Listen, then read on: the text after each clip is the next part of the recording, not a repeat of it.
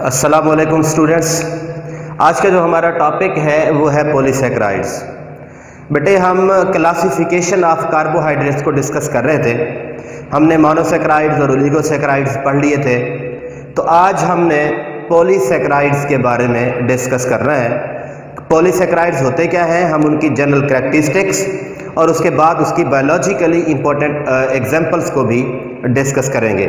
सबसे पहले बेटे जिसकी डेफिनेशन है पॉलीसैकेराइड्स की, polysaccharides are the polymers of monosaccharides. क्या है बेटे ये? Polysaccharides are the polymers of monosaccharides. इसका मतलब ये बहुत ज़्यादा मोनोसैकेराइड्स के यूनिट्स मिलकर पॉलीसैकेराइड्स बनाते हैं। पॉली का मतलब होता है मैनी और सैकेराइड्स का मतलब ये होता है कि बहुत ज़्यादा सैकेराइड्स मिलकर क्या बनाते हैं बेटे? पॉलीसैकेराइड्स बनाते हैं। तो इसकी जनरल कैरेक्टरिस्टिक्स जो है, पहला, most complex and abundant carbohydrate in the nature. सबसे कॉम्प्लेक्स पॉलीसैकेराइड जो है सबसे कॉम्प्लेक्स है, और दूसरा नेचर के अंदर सबसे ज़्यादा यही कार्बोहाइड्रेट पाए जाते हैं। दूसरी बेटे जो है यूजुअली ब्रांच्ड एंड टेस्टलेस। इनकी जो स्ट्रक्चर होती है वो ब्रांच्ड होती है। दूसरा अगर बेटे देखें इनका टेस्ट, तो ये टेस्टलेस होते हैं, इनका कोई टेस्ट नहीं होता। हमने मोनोसैकेराइड्स के अंदर पढ़ा था वो स्वीट एंड टेस्ट होते हैं, और जो ओलिगोसैकेराइड है वो लेस स्वीट एंड टेस्ट होते हैं। तो ये जो पॉलीसैकेराइड हैं बेटे, दीज आर टेस्टलेस, मीन के इनका कोई टेस्ट नहीं होता। जो नेक्स्ट कैरेक्टरिस्टिक्स है कि ये बनते कैसे हैं। Polysaccharides are formed by the several monosaccharide units. बहुत ज़्यादा मोनोसैकेराइड यूनिट्स मिलकर क्या बनाते हैं बेटे? पॉलीसैकेराइड। जब मोनोसैकेराइड यूनिट्स आपस में मिलते हैं तो इनके दरमियान जो बॉन्ड बनता है बेटे वो होता है glycosidic linkage. Form by the several monosaccharide units that are linked by the glycosidic linkage. तो ग्लाइकोसाइडिक लिंकेज के जरिए ये मोनोसैकेराइड्स मिलकर क्या बनाते हैं बेटे? पॉलीसैकेराइड्स बनाते हैं। दूसरा बेटे जो नेक्स्ट कैरेक्टरिस्टिक है, these have high molecular weight. इनका मॉलिक्यूलर वेट ज्यादा होता है। And sparingly soluble in water. Sparingly soluble का मतलब ये होता है कि लेस सॉल्युबल इन वाटर, ये पानी के अंदर कम सॉल्युबल है। तो पॉलीसैकेराइड्स की जो ये जनरल कैरेक्टरिस्टिक्स थी, सबसे ज़्यादा कॉम्प्लेक्स कार्बोहाइड्रेट है और सबसे ज़्यादा नेचर के अंदर पाए जाते हैं। और दूसरा बेटे उसमें इनकी जो स्ट्रक्चर होती है वो ब्रांच्ड होती है, और ये क्या होते हैं? टेस्टलेस होते हैं। उसके बाद ये मोनोसैकेराइड्स आपस में ग्लाइकोसाइडिक लिंकेज के जरिए मिलकर क्या बनाते हैं बेटे? पॉलीसैकेराइड्स बनाते हैं। उसके बाद इनका मॉलिक्यूलर वेट भी ज़्यादा होता है and these are less soluble in water.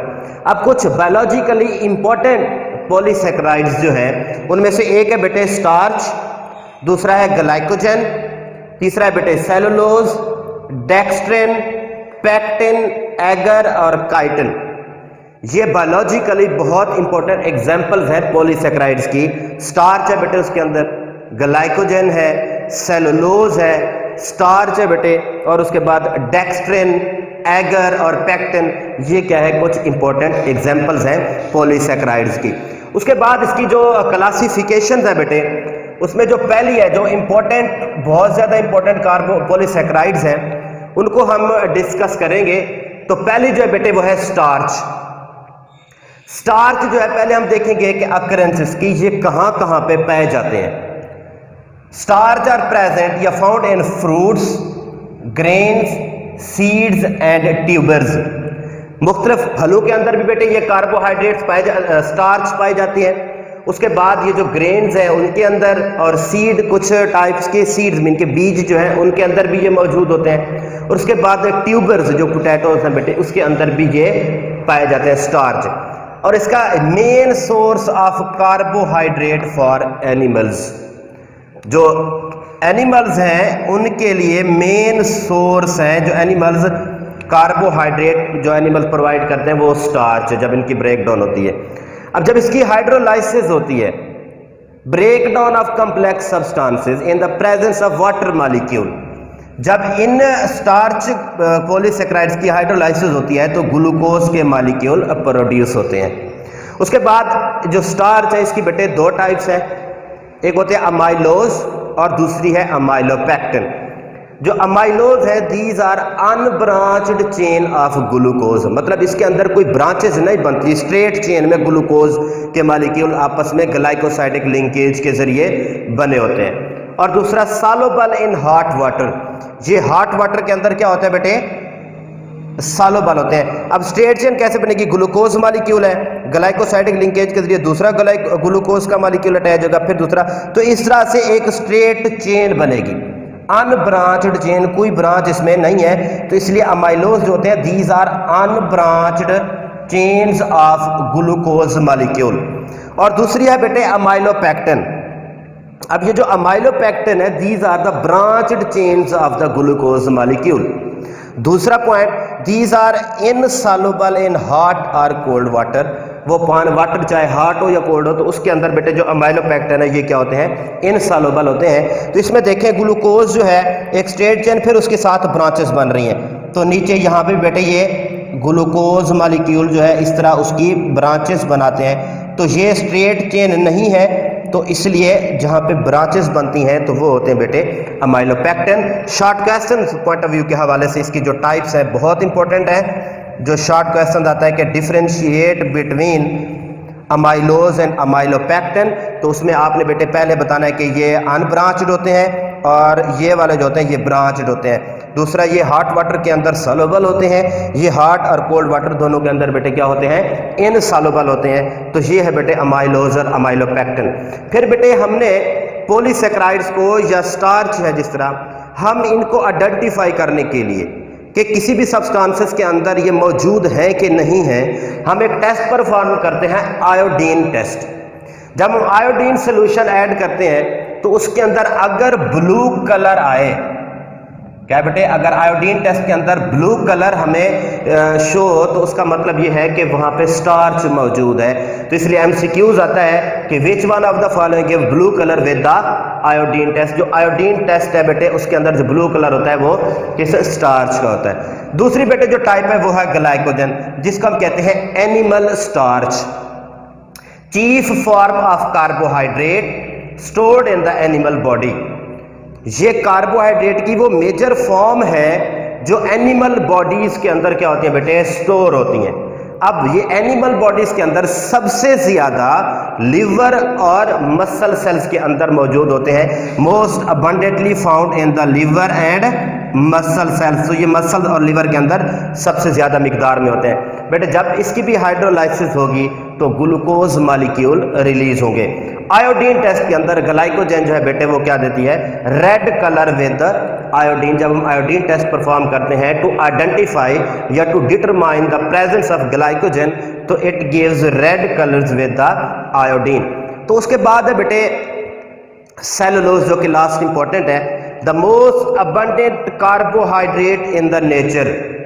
जो सबसे ज्यादा कार्बोहाइड्रेट्स नेचर के अंदर पाए जाते हैं बेटे वो है सेलुलोज। इसके एग्जांपल कॉटन, कपास, जो cotton is the pure form of cellulose. जो कॉटन है बेटे is the pure form of cellulose. उसके बाद ये सेलुलोज जो है ये मेन कॉन्स्टिट्यूएंट या मेन कंपोनेंट है किसका बेटे, सेल वॉल इन प्लांट्स। जो सेल वॉल है बेटे प्लांट्स के अंदर, उसके अंदर जो मेन कंपोनेंट है कार्बोहाइड्रेट का या पॉलीसेकेराइड्स का वो कौन सा है बेटे, वो है सेलुलोज। जो हमने देखा कि एक तो सेलुलोज जो है वो मेन कॉन्स्टिट्यूएंट या कंपोनेंट है किस चीज का, प्लांट के अंदर जो सेल वॉल होती है। उसके बाद है हाइड्रोलाइसिस बेटे। एक तो ये वो पॉलीसेकेराइड्स हैं जो वाटर के अंदर हाईली इनसॉल्युबल होते हैं, मतलब ये कि हाईली इनसॉल्युबल इन वाटर। ये वाटर के अंदर मुकम्मल तौर पर क्या होते हैं बेटे, इनसॉल्युबल होते हैं। दूसरा बेटे जब इसकी हाइड्रोलाइसिस होती है तो कम्प्लेक्स सब्सटेंसेस है इसकी जब ब्रेकडाउन होती है वाटर की मौजूदगी में तो ग्लूकोज के मॉलिक्यूल्स रिलीज होते हैं। दूसरा बेटे इसका सेलुलोज का जो सबसे इंपॉर्टेंट पार्ट है वो हमने डिस्कस करना है, वो है डाइजेशन, कि किन ऑर्गेनिज्म के अंदर इसकी डाइजेशन होती है और किन ऑर्गेनिज्म के अंदर इनकी डाइजेशन नहीं होती। अगर आप देखिए ह्यूमंस के अंदर, ह्यूमंस की जो डाइजेस्टिव ट्रैक्ट होती है बेटे उसके अंदर सेलुलोज डाइजेस्टिबल नहीं होता, मतलब यह कि not digested in the human digestive tract. अगर हम एज कंपेयर टू हर्बीवोर्स में देखें तो वहां पे बेटे ये सेलुलोज इजीली डाइजेस्टिबल होता है। उसकी वजह यह है कि हर्बीवोर्स की जो डाइजेस्टिव ट्रैक्ट है वहाँ पे कुछ माइक्रो ऑर्गेनिजम्स मौजूद होते हैं। मिसाल के तौर पर बैक्टीरिया है बेटे, यीस्ट है और दूसरा प्रोटोजोआ है। तो ये जो माइक्रो ऑर्गेनिजम्स हैं ये इंजाइम रिलीज करते हैं, उसका नाम है सेलुलेज इंजाइम। अब ये जो सेलुलेज इंजाइम है ये क्या करता है बेटे, सेलुलोज की डाइजेशन करवाता है। किसके अंदर, हर्बीवोर्स के अंदर। बहुत इंपॉर्टेंट शॉर्ट क्वेश्चन पूछा जाता है बेटे कि why cellulose is digested in herbivores, because of presence of microorganisms like bacteria, yeast and protozoan. These microorganisms release a cellulase enzyme for the digestion of cellulose. तो इस वजह से ये हर्बीवोर के अंदर डाइजेस्टिबल होता है और ह्यूमंस के अंदर ये डाइजेस्टिबल नहीं होता, क्योंकि वहाँ पे सेलुलेज इंजाइम जो है वो इसकी डाइजेशन के लिए नहीं होता। उसके बाद आयोडीन टेस्ट जो है, हमने ग्लाइकोजन और स्टार्च का भी आयोडीन टेस्ट किया था, तो मुख्तलिफ कलर्स देते हैं बेटे। जब हमने सेलुलोज को डिटरमाइन करना हो या आइडेंटिफाई करना हो आयोडीन टेस्ट के जरिए, तो वो बेटे कोई कलर नहीं देते, give no colour with the iodine. तो ये थी बेटे पॉलीसेक्राइड्स और उसकी इंपॉर्टेंट क्लासेस। तो एक चीज आपने जहन में रखनी है, वो स्टार्च है, ग्लाइकोजन है या सेलुलोज है, इनकी एक प्रॉपर्टी जो सबके अंदर कॉमन है वो ये है कि these are insoluble in the water. तो ये वाटर के अंदर सारे क्या होते हैं बेटे, इनसॉल्युबल होते हैं। ये था बेटे हमारा आज का लेक्चर। तब नेक्स्ट लेक्चर के लिए अल्लाह हाफिज।